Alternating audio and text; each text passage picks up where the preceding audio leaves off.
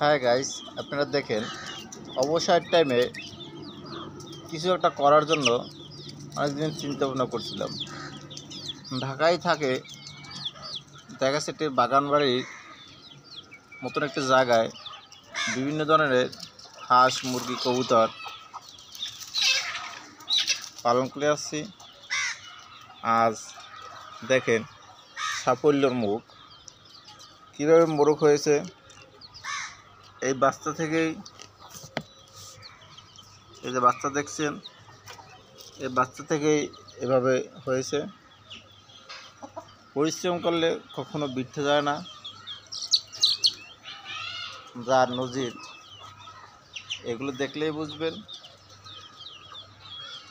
আমি বলবো, কেউ বাসায় বসে না থেকে এই ধরনের উদ্যোগতা কাজে লাগান।